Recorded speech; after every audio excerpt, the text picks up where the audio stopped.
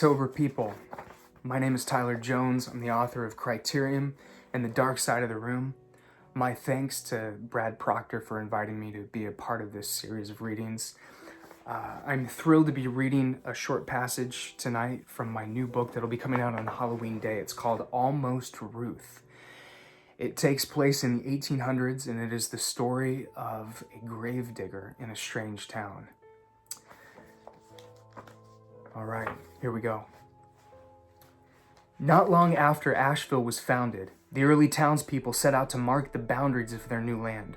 Surveyors spent weeks walking every trail in the valley, mapping the snake-like twists of the river, exploring the mountain where Burke House would eventually be built. The man tasked with mapping the western woods was a young preacher named Cornelius Griffin, and it was he who discovered the hole and the stones. Griffin was known by all to be an earnest man and passionate leader of his small church. Despite his youthful good looks and full head of dark hair, Griffin was single, and many of the wives in town made it their mission to see him married before he turned 30. According to the story passed down over the years since, Griffin had been alone in the western woods, wandering along the base of Mount Ashwood and jotting down notes about the landscape. The plan was to find where the forest ended and discover what lay beyond. It was a significant task, and the preacher was not expected to return for several weeks. But only 2 nights after Griffin departed, a stranger came stumbling out of the woods. At first, no one recognized him. The man's hair was as white as lamb's wool, his eyes were cloudy, and his clothes were torn and covered in filth, as though he had been lost in the vast expanse of forest for days, if not weeks. The man was feverish and delirious, mumbling words that no one could understand. He was taken in by a family who fed and nursed him, and when the wife took the stranger's dirty clothes to wash them, she discovered a notebook in the pocket of his jacket, a notebook that bore the name Cornelius Griffin. The woman's first thought was that this strange man had killed and robbed the young preacher. But after shaving and washing the dirt from his face, the woman recognized the man who had come out of the woods as Cornelius Griffin himself. Because of the man's illness, the townspeople could not ask what had happened on his journey or why his hair had turned white. So they watched and they waited, listening to him speak a strange language as he wrestled invisible enemies in the grip of fever dreams. On the 3rd day, Griffin's fever broke and his eyes cleared, and he asked the townspeople to gather at the church so he could tell his story. Everyone came to hear Griffin speak. Men, women, and children all packed together in the small church until the crowd spilled outside. Griffin, now looking more like an elderly prophet than a young preacher, told the town that as he was exploring the woods, he had come across a clearing where he found a series of ancient structures, stones stacked upon stones. Only these structures were inverted so that the tip was in the ground and the base pointed up at the sky. Against the laws of nature, Griffin told them. They should have fallen centuries ago, but they still stood, balancing through some unknowable mechanism. The structures were solid, immovable, 5 of them in all, scattered around a bare piece of land with a hole at the center. About 6 feet across, this perfect black circle went straight down into the earth, so deep Griffin could not see the end, and when he dropped a small rock into it, he could not hear it hit the bottom. Griffin walked around the stone structures, marveling at how they could stand, and when he drew close and reached out to touch one, he described a feeling that passed over his skin, like the way the air feels before a lightning storm. Some invisible force prevented his hand from ever touching it. He could get close, but something pushed back against him. As the townspeople stood speechless, listening to the preacher's story, Griffin told them how he had crawled on his belly to the edge of the hole and peered down into it. The light only reached a short distance before being overtaken by the dark. A cool breeze blew up out of the hole, the sour fragrance of dead flowers.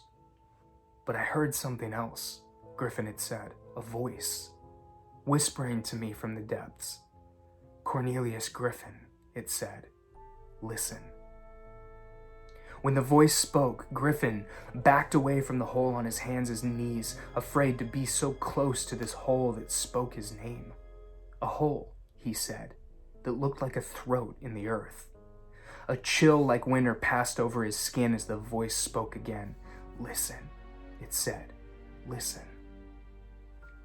Lying there on the dead leaves of the forest floor, Cornelius Griffin did what the voice asked and listened. It not only knew my name, Griffin told the crowd, it knew my entire life. All of my triumphs and mistakes came out of this chasm. Then it told me of my future, of the things I would do, the people I would meet. The voice whispered of things that had happened and things that had not yet come to pass. This young preacher with the white hair, he told them how the voice was neither male nor female. It was simply a voice.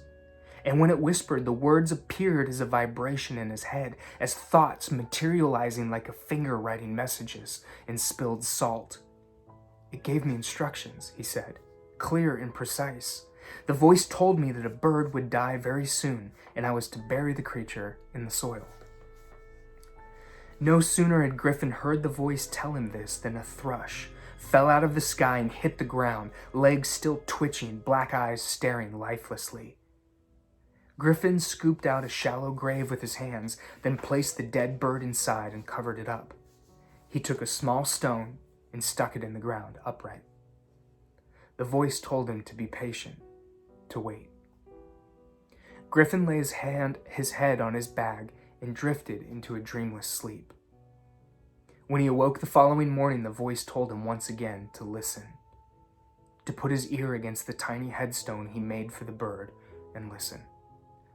Griffin got on his belly, put his head close to the stone, and closed his eyes.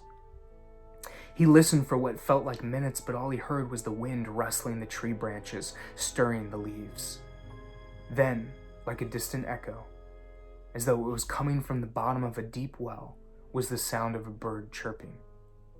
Griffin opened his eyes and looked up at the trees that surrounded him, but they were empty and silent.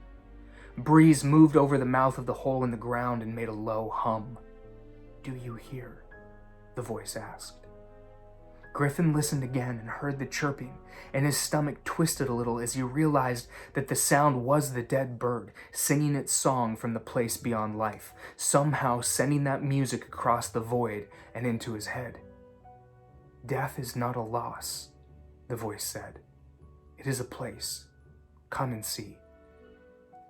The young preacher crawled to the edge of the hole and peered down into it, and what he saw was not something he ever found the words to describe. He explained to the townspeople that a new tradition was to be written down and practiced. All future burials of the dead were to have grave markers carved from stone that could be found in the northern mountains. These headstones should contain depictions of celestial beings with large wings. Each headstone should be unique and specific to the one over whom it would stand. Each year, on a set day, the loved ones of a deceased person were to chip off a small piece of the headstone and carry it in a procession to the hole Griffin had discovered in the forest. Then, one by one, the townspeople were to throw their pieces of headstone into the hole. The procession would then march to the cemetery where, if the loved ones were patient and diligent, they would hear the voice of the departed whispering to them from their headstone. In this way, the dead would never really be gone. And in this way, the Festival of Stones was born. All right, October people, I hope you've enjoyed this brief reading from Almost Ruth. Again, that'll be coming out October 31st, Halloween Day. You can pre-order the ebook right now. I also have on the same day a short collection of novellas coming out called Enter Softly. So Enter Softly contains 3 novellas. Each of them are connected to another one of my books. So the first novella is called Enter Softly, and it is a part of the Criterion world. So if you enjoyed Criterion, hopefully you'll check out Enter Softly and enjoy that. The second novella collected in that is called Along the Shadow, and it is a companion to The Dark Side of the Room.